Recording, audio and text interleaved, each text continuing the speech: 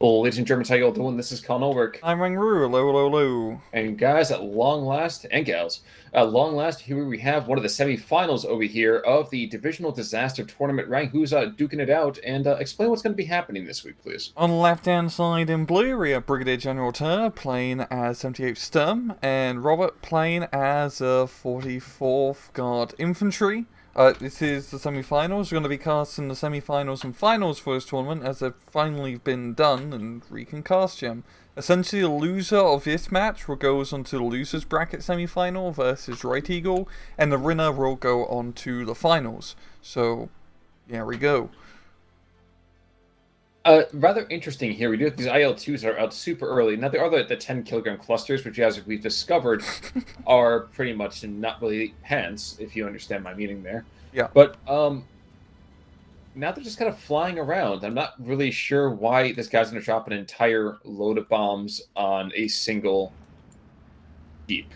That's the only thing he can kill with that, to be fair.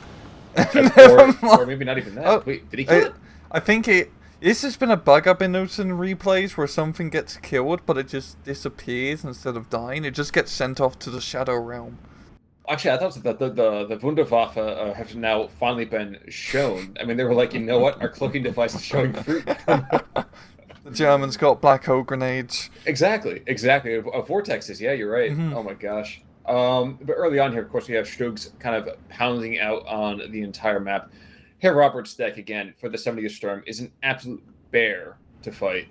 Yeah, there's really nothing there, and on a map like this, where the town fight in the middle is rather important, yeah, having not much infantry is definitely going to hurt. And her Robert's just doing a technical rush, quite literally, through the middle with a bunch of technical trucks. Yeah, I suppose you have to technically call that a rush. You're absolutely right. Humorously, though, we have two trucks getting left on the field, all kind of shattered. But the infantry slog that was coming forward, the counterpunch by Brigadier General Tura, is, well, it's now completely dead. Yeah, and just looking at the point difference, her Robert's got 18 bloody flags already, and he is still pushing in pretty strong. I mean, up north he's got a bunch of 50mm mortars and NKVD troops being brought in, so maybe they can do something. Maybe they can, but the knee mortars here not going to do even scratch the paint on the stroke, so I'm a little bit confused of what he might hope to accomplish. Actually, backing that up, is anything worthwhile? Nope. No real anti-tank, no nothing. This is, at least, that's the one nice thing that Tur has an advantage over, is those Sugs are very much a pain in the ass to kill. There's not really much heavy AT or heavy tanks in her Robert's deck, so if he can position those Sugs in an open field with recon, can shoot up a bunch of stuff, which is quite beneficial to victory. I have to mildly disagree because down south actually we have a trip of Zis guns. One of them is not able to see the most material here, but you see this entire southern approach.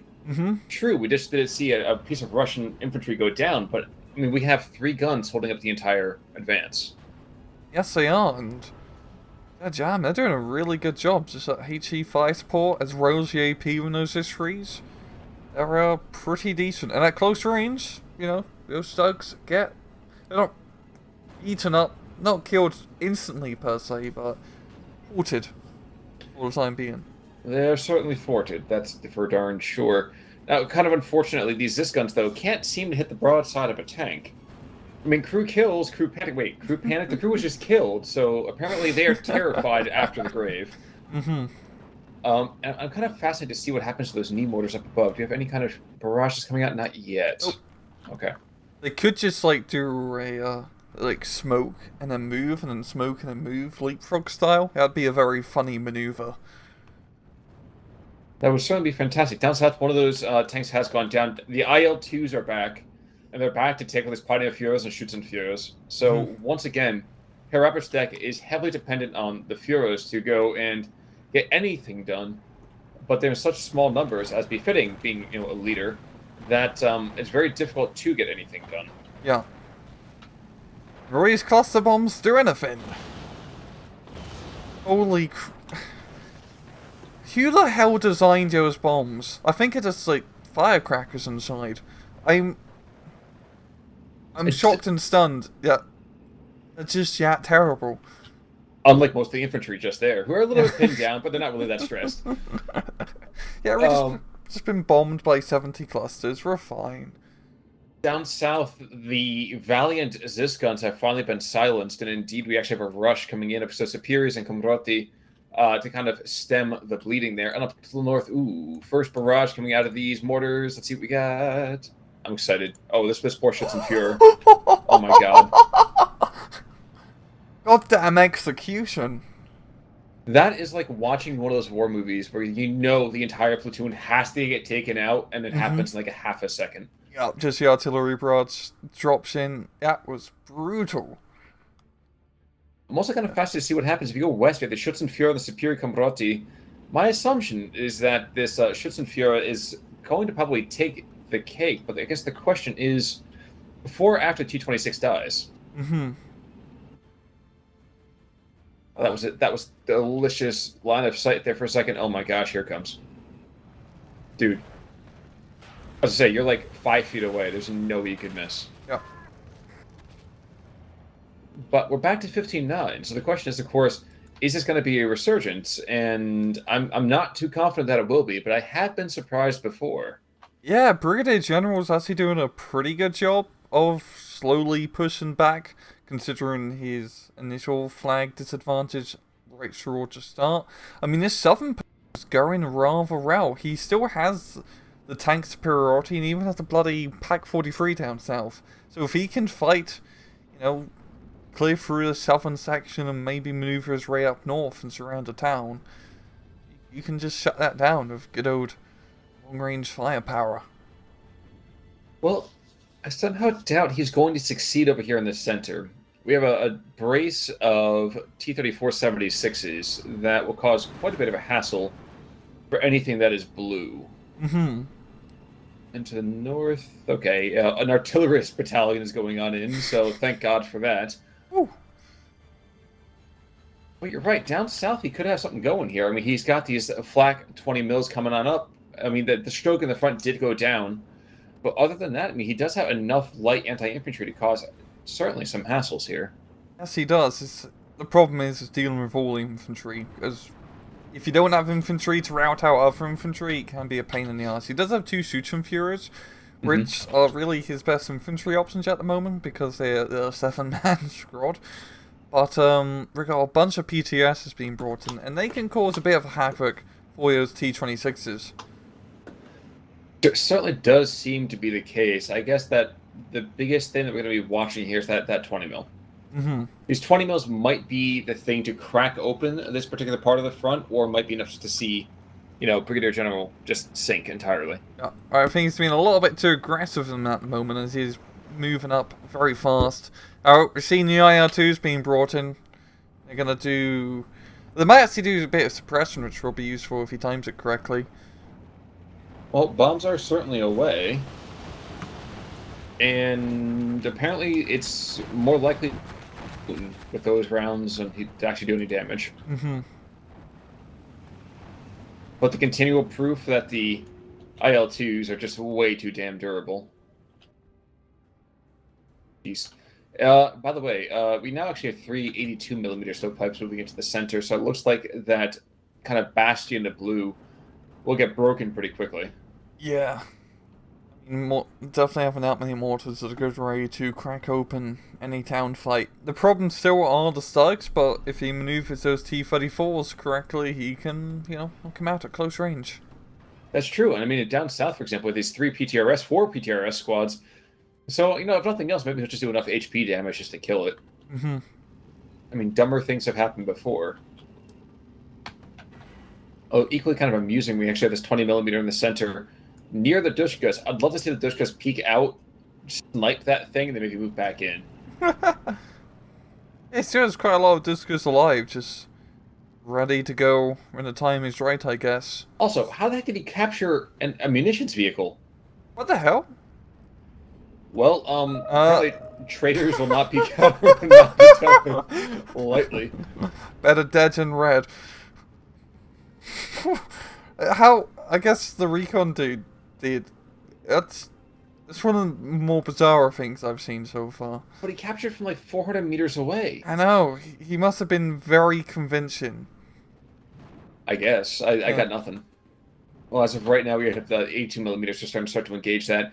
And one of the T-34s does go down, but you know what? On the Soviet side of things, I'm more than happy to trade T-34s for Stokes all day. That's a in my mind, that's a trade up. Yeah. Biplanes moving on in to the north and south. They're 50 kg. Got some more, another snug being brought in down south, and a whole bunch of bikes. A lot of bikes. He's going for a bit of his Sunday ride. Well, it's one of those fundraising kind of things. It's a whole thing. Oh, the Dutch guys are actually engaging the 20 millimeter. That's one. That's two. This 20 millimeter is going to go and get. Yep, that's three. I think he's gotten 4 or 5 kills so far. There we go. How does ground? So U2s.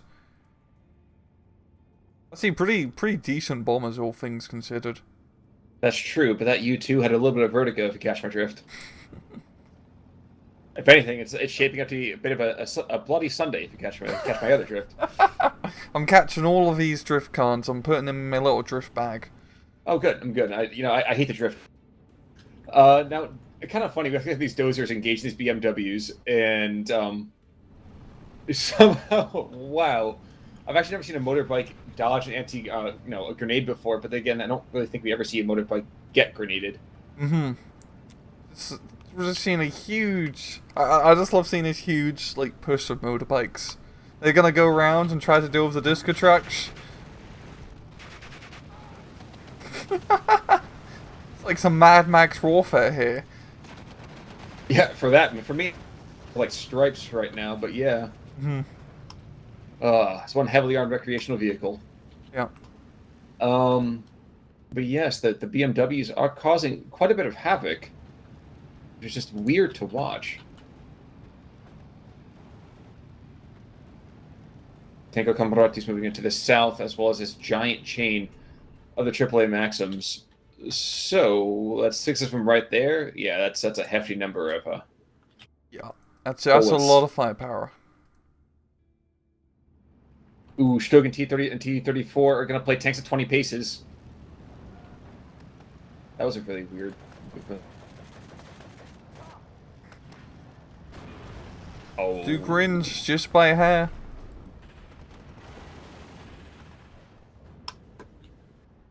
Yeah, it seems like her Robert is probably going to be taking the victory here. Brigadier General did do a pretty good job of, keeping up the fight, even though he hasn't really had the flag advantage throughout the match. He has been pushing. He has been trying to take back territory. His deck just doesn't have enough to take territory at his. But that's what we've been saying about Herr Robert throughout this entire tournament, too. I mean, he's been material he's been bringing in.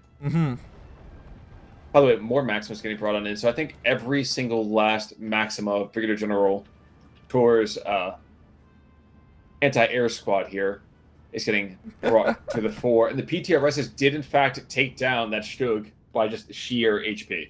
Yeah. Yowza. But folks, yep, that's going to be a 16-8 the final score line here. A near perfect game. I actually think it might be a perfect game over here for Herr Robert. I think so. But when you get a deck like that, I mean, what do you expect? Yeah, but look at the KD. It's relatively close. It certainly is. Yeah, and looking at kills, Looking at losses, that's actually one Stog getting a couple of kills here and there. And I want to see that anti-aircraft gun. That got... No. He only got 3. I thought he got more than that. Oh, wow. Rare indeed. Yeah, that was a pretty good match, all things considering. So, Herr Robert will be going off to the finals, and Brigadier General Tur still has a chance to reach the finals as he fights off against Right Eagle in the losers bracket semifinals, which will be on Thursday. Exactly, folks. So you know what? I would say don't touch that dial, but you probably have a couple things to do between now and Thursday. So maybe just touch the dial for just a couple of seconds. Hmm. But be sure to come back on Thursday. It's gonna be a real kind of interesting match. But any last thoughts, Ryan? None whatsoever. Well, folks, in that case, then I guess it's time for us to say goodbye. Until next time, I'm Con Ulrich. Rangaroo, take it easy.